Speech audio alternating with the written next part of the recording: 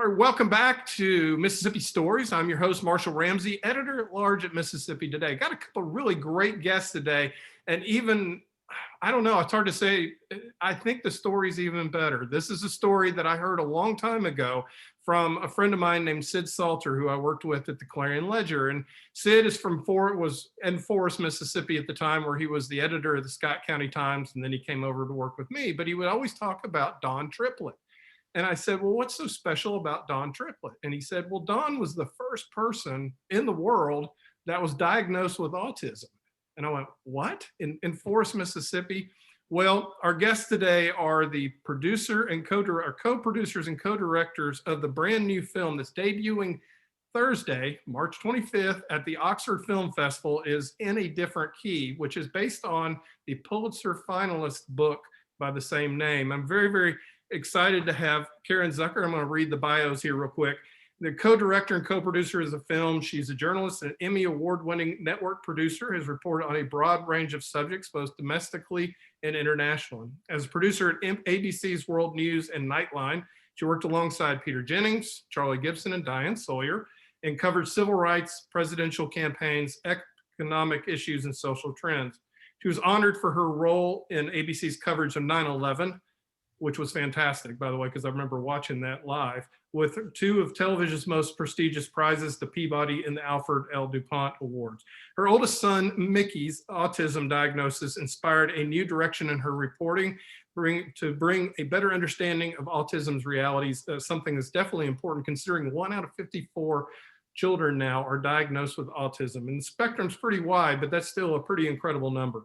John Donovan is the co-director and co-producer of the film. Donovan is a veteran network correspondent and producer of ABC, CNN, and PBS, and host and moderator of the Intelligence Squared U.S. debates, which are heard on public radio and by podcast. He also has been a contributor to The Atlantic. In addition to anchoring various ABC broadcasts, Donovan also has served as chief White House correspondent and held multi-year postings in London, Moscow, Jerusalem, and Amman, Jordan. Thank you very much. You're on your way down to Oxford soon, and I will say officially, welcome to Mississippi. Thank you very, very much. And that was a really lovely introduction. Well, thank you. Yeah, it's almost like y'all wrote it yourself. That was really good. So, and I did it in one breath. That was what was amazing. Number one, Karen, you're, like I said, I was talking to Sid about you, and Sid said, number one, they treated Don wonderfully, and we love that. And of course, everybody's very protective of Don Triplett, and which is something we'll talk about during this interview, because it's a really important thing, I think, for all children with autism to have that kind of community. But he said, she's a force of nature. And you, of course, Mickey's in the documentary quite a bit and is just an amazing young man. It's just incredible getting to see him and what a big heart he has. But I completely understand why you have that force of nature. It's just, it's a mama's love of her kid. And when you want to make sure that he has a good life and gets to have a normal, happy life as however he can have it. And I think is that what kind of drove you to actually come up with work with John with the book, and then also to do the documentary? Absolutely. I asked for John's help as a journalist and a correspondent, about 25 years ago. Wow. When my son was first diagnosed. Yeah. And, it totally is mommy genes. It's nothing other than that. You just do what you do. You figure out what it is that you do, and then you try to go do it. And so that's sort of what John and I have done, which is we covered autism for ABC News. We started a series there. Then we did our book, and we hadn't had enough of each other yet, so we did a movie. It worked out really well. John, like you said, what drew you to the project? Obviously, you knew Karen, and you knew that was a topic that it was affecting a lot of Americans, but what got you passionate about it? Well, I first became aware of autism because my wife's brother is autistic, and he's very, very severely challenged by it. He's not somebody who can live or function independently in the world. He needs a lot of support, and that's true of a lot of people on the spectrum. So I became aware. Other than that, I kind of didn't know very much about autism, but that was in the 90s when I started to become aware of it. But really, my passion for it comes from my colleague's commitment to her son, Mickey. Yeah. He was a little boy 25 years ago, and Karen said, "I want the world to understand what autism is, and I want to have ABC covering it. Would you be my partner on it?" And I wanted to help Karen out, and so that was the beginning of this partnership on this topic, and it's just gone on and on and on since then. So um, it was because of my friend and because of seeing this little kid who's now a lovely man, and I'm very proud of him and how he's really working hard to make his way in the world. Definitely is. Karen, of course, he does not live with you anymore. He's actually in a place where he can learn how to live independently. How hard was that for you to watch him walk out the door that day and not be with you every single day? It was I remember my husband and I driving away, and it was like, what were we going to do with ourselves? Because he took up so much of our time and life and thought process. But none of that changed with him not living at home. It just became different. Yeah. Because in some ways he still needs, we talk 20 times a day. Both of us. My husband talks to Mickey 20 times and I talk.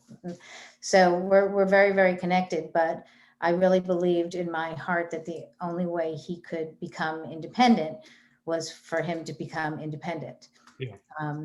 Otherwise he never would be. And so, for his whole life, I've sort of kind of pushed the envelope a little bit, and then finally found this kind of extraordinary place that's both supportive and semi-independent. So I know he's safe, but he has a life of his own with a community of people who he's connected to. So he's happy there. So that's how you do it. Your kid's happy. It does matter. And, of course, obviously Don Triplett's story drew you to Mississippi and drew you to that, obviously, but did you know when you first started reading about him that he lived in such a wonderfully, I guess, supportive and just a community that wrapped its arms around him the way that it did? Well, it's so funny because you brought up Sid Salter. Yeah. And Sid was our contact to Donald. Okay. And John might be able to tell you a little bit more background on that, but I just remember the very first conversation with him when we told him who we were and that we were journalists and we wanted to meet him, and that if he wasn't interested in talking to us, we would back off, but would he do the introduction? And he said, I'll introduce you to Don, but if you hurt him in any way, we will track you down and get you. And sorry, that sounds like Sid. I'm just like, yeah. And it wasn't just it. So we saw the second we came into even before we came into contact with Donald, that this was going to be a special place, that this was a place that cared about this man. Even before we met him, we knew that. Yeah. I think one of the things I love about the documentary, and we'll show a clip in a few minutes, one thing I love about the documentary is that you help people that maybe are not aware of what parents with autistic children are going through. I think it allows them to maybe develop a little bit of empathy, to maybe we can start, I always think about, throw back to, was it the 90s when Hillary wrote the book, It Takes a Village? That's truly the case in this situation. It takes a village to help an autistic person to be able to go through life and to be able to survive out in the wild, as I say. And it's like almost forced for many different reasons, and we'll touch on some of them, but it's almost like the perfect scenario for somebody who's grown up with autism, isn't it? Absolutely. We need a lot more forests, and it's not so hard, but I think people think it's harder than it is. It's like anybody who's different, you have to make more of the effort. Yeah. Yeah. And, Don's had a lot of things going for him. Number one, his mother, like you, was definitely a mama bear, in the sense that I had never, I've been by sanatorium several times on the way down to the coast, and I've seen the sign, but I never knew what a preventatorium was. That was a new term to me, where they actually threw children into a home before they ever, just if they thought they were a little bit different, they got thrown into this home. That was very barbaric, it seemed like. But technically we were barbaric up until the 70s and the 80s also, when it came to autistic children. But if it wasn't for his mother, Mary Triplett, he probably never would have had the incredible life that he had. Absolutely. The preventorium where Donald was, that's where you went if you had, to some extent, money. And it Yeah. wasn't really? just for people who were different.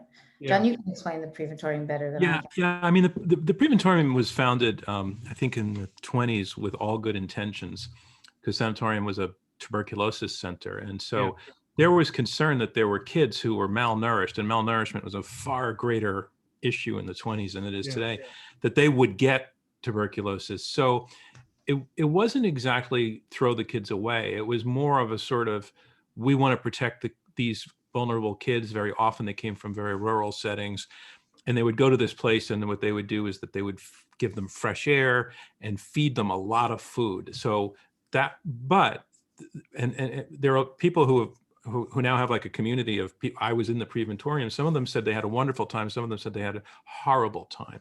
Yeah. But what Karen's alluding to is that people who had money also used the preventorium as a way to put their child in an institutional setting Yeah. without having to explain that there was any kind of mental illness, because it was the tuberculosis place. So Don's parents did that initially.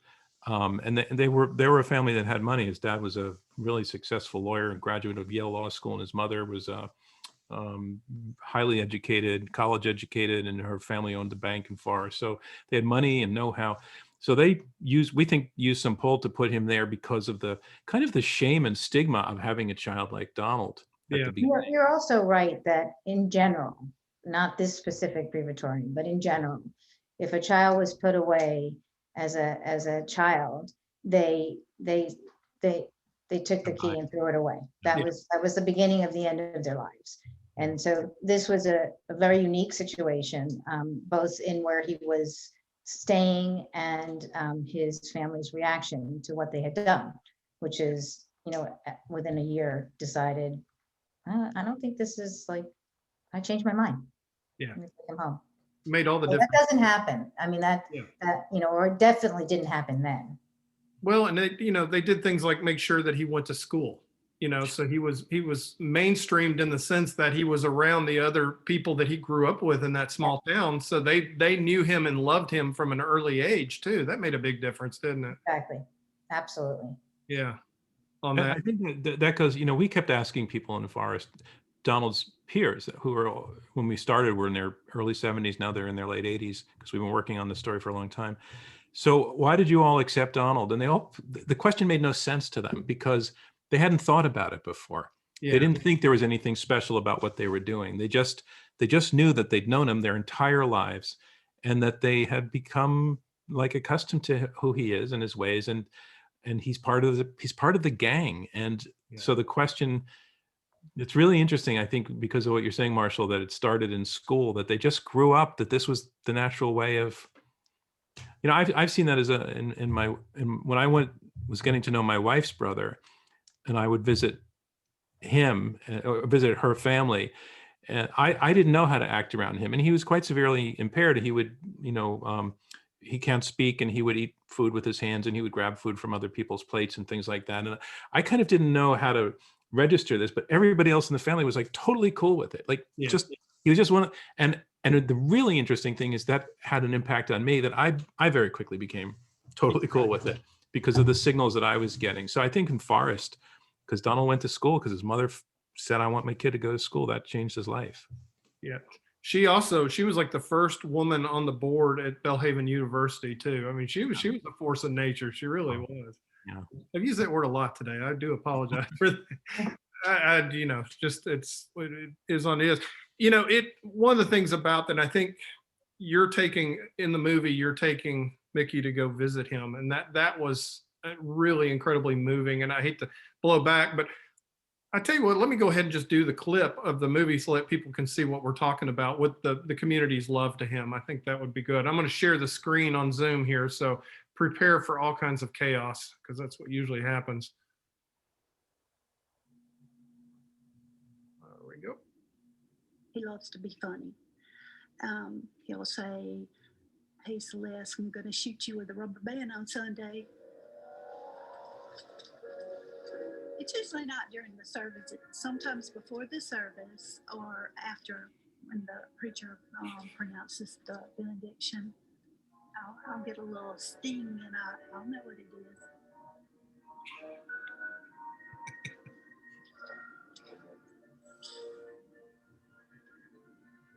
Did you shoot me with a rubber band? Yeah, I've already shot you. I didn't even see you. It's hard not to love him. I think it's him, not us. Once you've been around him, Naturally.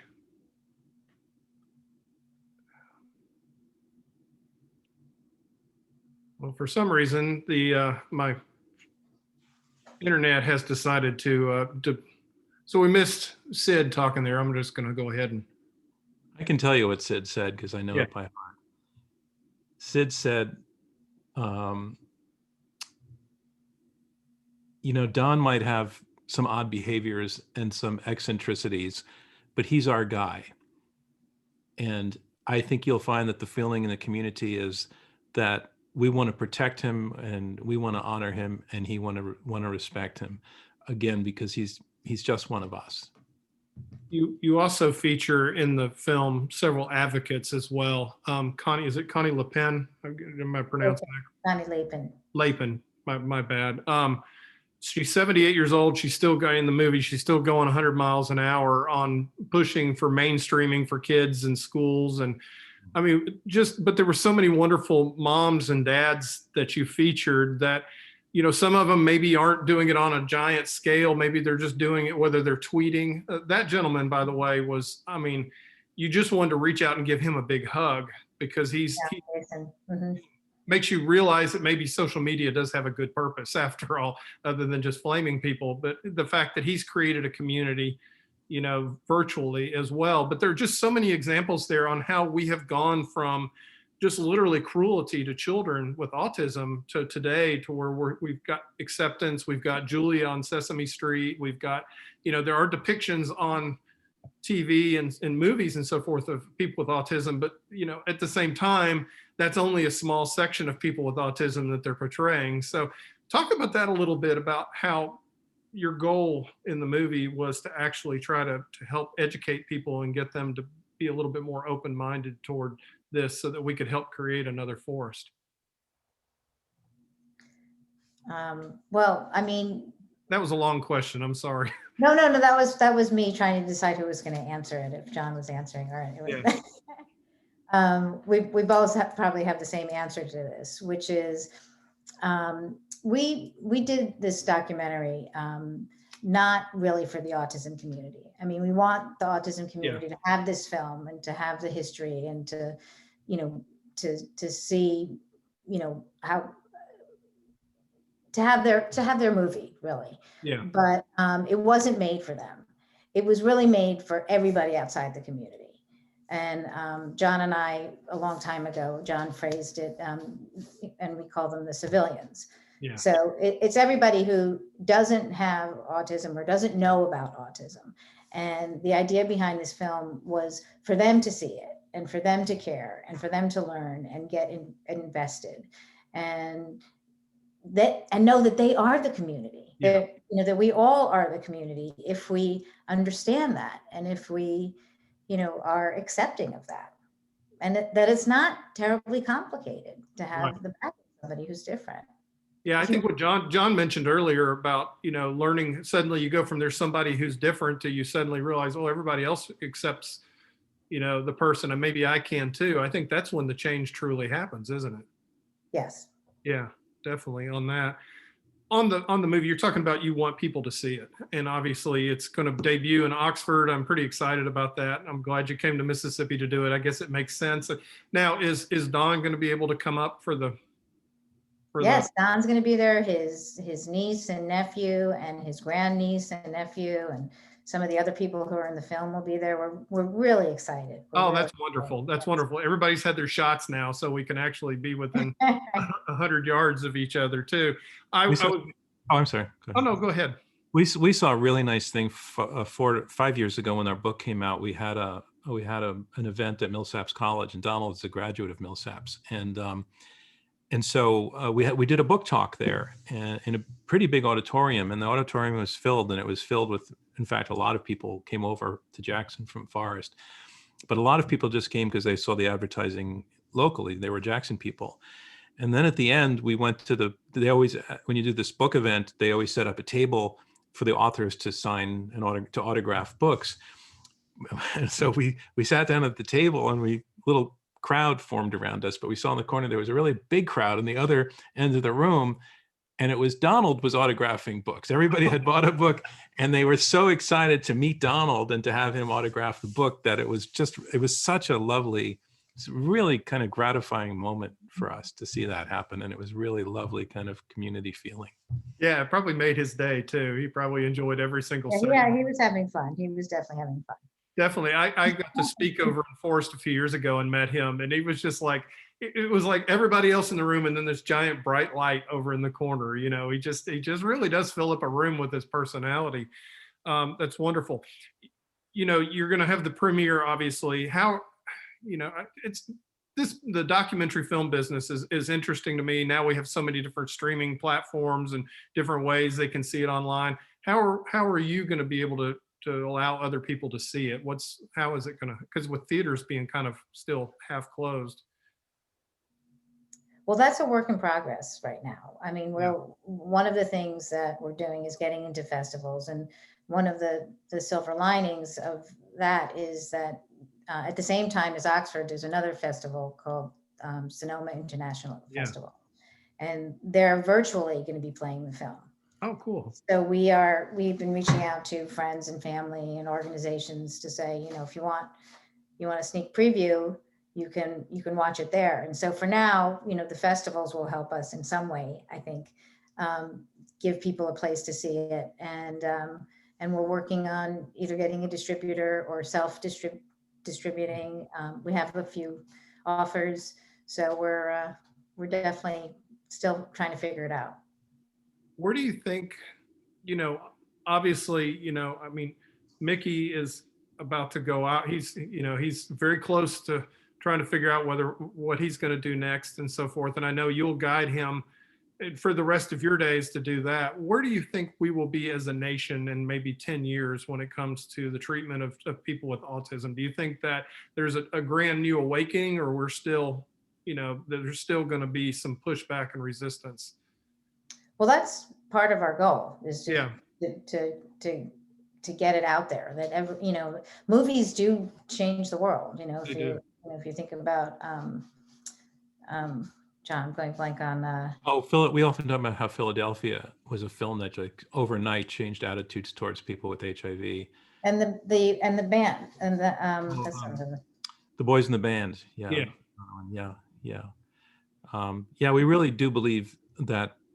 First of all, a book is a big commitment to read, but a movie is our movie is 1 hour and 43 minutes, and it's over. But you've really, I think you've really internalized something, and so we would love our movie to kind of be in that category, a sort of heart changer and a world changer, on a thing that, you know, the average audience goer, as Karen said before, will come away realizing, oh, I do have a stake in this story. I am part of this story. Yeah. Because how I behave towards a person on the spectrum or their family member is going to have a big impact. And by the way, it's not so hard not to be a jerk. It's actually kind of a piece of cake to be on the right side of this one. So we kind of want the movie to very subtly deliver that message that, you know what, you're going to encounter somebody on the spectrum that might be struggling one day, that might be making a noise in a bus or in a movie theater or something, or act inappropriately in a restaurant, and you can either freak out and ask that they be kicked out, or you can just roll with it and ask them how they're doing and so de-escalate that moment, and so give that rather than turning that moment into a crisis in that person's life, turn it into a moment of community. And it's a piece of cake, as Karen says. It's really, once you sort of decide to do that, it's really easy to do. I thought a scene in the movie with Jonah, Amy Lutz's son, was in the floor of the haircut place, and everybody in there was very accepting, and they were kind. I mean, it was not like somebody called the police or whatever. It was just, and I saw it. And I literally, my wife was in the other room and she just comes floating in and she's like watching. And I mean, she got drawn into the movie too while I was watching it. So we're actually going to rewatch it again together. But that was such a powerful thing. And I think it was Amy that said people are nice. Yeah, I mean, the thing is how that starts is the people who own the hair salon are okay with it that he's Yeah. on the floor. So that's where, it started there. And so they go back all the time. And so people get used to that Jonah is going to be lying on the floor. And if they don't like it, that they're the odd man out. Yeah. So it changes how we perceive things. What I took away from the movie was that Forrest, obviously there was privilege that was involved because of wealth and because of white privilege and so forth that went on that maybe he wouldn't have gotten the same treatment if he'd been African American or whatever. Okay. But that said, Forrest, Mississippi is a model that we all can try to work toward. And, at the end of it, when I turned it off, I went, yeah, we can do this. We can do this as a community. And it really is there were some really tough moments in there. I thought the scene in the 60s when part of the treatment was slapping kids and hurting kids to kind of, at that I was just like, I can't believe that we were ever that barbaric toward children. But the movie as a whole left me with hope that we can emulate that thing. And I know you as a mom are hoping that Mickey ends up in a Forrest type Mississippi type community. Yeah, which I hope would be everywhere someday. Yeah, me too. I mean, we have a long way to go, but yeah, you can't start if you're not determined to try to change. Well, we'll think the movie has succeeded when we hear people, and we already have heard it because of the book, saying we want a Forrest here. Yeah. So that's beginning to happen, that people are using that terminology, and by putting the film out there, we're telling them what that means and what that can look like. I like that quote. We want a Forrest here. That's incredible. Like I said I'd be judicious with your time and so forth. Is there anything that I have missed? Probably a lot of things I've missed, to be honest with you. But is there anything I've really missed that y'all would like to let us know about? Like I said, I mean, I highly recommend everybody watch it because it's just a very moving and wonderful. I think we're really grateful to the people of Forrest who were not dying to be in a movie and gave us their time and cooperation, and then really kind of opened up. And I want them to know, if any of them see this, how much we appreciate their participation, and to let them know that the word is going forth because of your talking to us and being in the movie to tell people what's going on in Forrest and why it can be a model for so many places. So I just want to say thanks to the folks in Forrest for trusting. Yes, right. And on that note, in terms of Mississippi, Oxford, even though they're having a live ceremony, it's not going to be as big as it normally is. And so if people, from the state want to, they're going to have a virtual event as well. Oh, good. In April. So people could see our film and other people's films as well in April if they don't end up making it to Oxford. I'll keep an eye on that and make sure I get those links out to everybody too. And, when you get a link to where people can watch the movie, send it to me and I'll make sure it comes, it's attached to this interview, but also, and I'll send it out socially because like you said, the more people who watch this, the quicker we can get to the change. And I hope we're at a point in this country now where we're going to kind of maybe lighten up on being cruel and start being a little bit nicer. And I think this is, that would be great. It would be nice. It would be nice. But y'all, I'll just do my best Mississippian because I'm a newcomer. I've only been here 25 years. So y'all are welcome here anytime. And thank you for, I got to admit, I still stutter over the y'all thing, but I can get it out there. But I just wanted to thank you for telling this story. And like I said, Don's story is incredible. I'm so sorry his brother passed. I saw that Oliver had died in February. He used to absolutely ream me in the letters to the editor about my cartoons. But he was just the nicest guy when you ran into him. But boy, you would just yeah, that was Oliver. yeah, you know him, you met him, and so forth. But Yeah, it was. I was sad to see he passed, but yeah, the folks in Forest are great folks, and I'm just glad that y'all were able to tell their story and tell Don's story, and send my best to Mickey too. Like I said, I kind of fell in love with him over his whole deal with the Beanie Babies and how he organized them in his mind and everything else. I was just like going, okay, I am just nowhere near that smart. It's very busy in there. It's very Yeah, he's got a lot of good things going on. So, my sister just retired from the CDC, and she said she said, no, never worry about anybody with autism because they all come work for me, because that's the perfect place for them.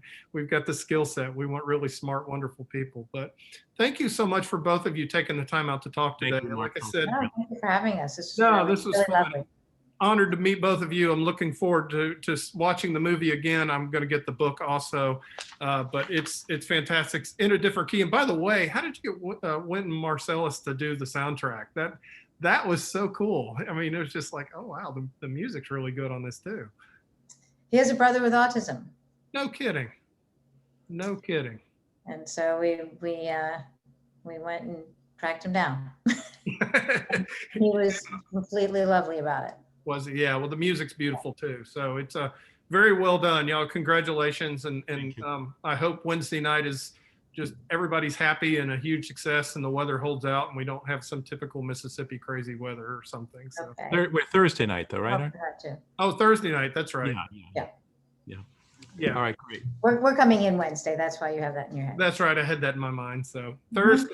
Thursday, everybody, March 25th, Oxford. Actually, the website is oxford-film.com. So you can find out more information. I think your screening's at 6 o'clock that evening. Yes. Mhm. That I remember. So I'm doing pretty well. Okay. Look, thank you both for taking the time and talking to me. And like I said, we'll make sure folks know about this. But just a wonderful film. It touched my heart, and I think it changed kind of some of my perceptions about the world too. So thank you. Thank you, Marshall. All right. Take care. Take care.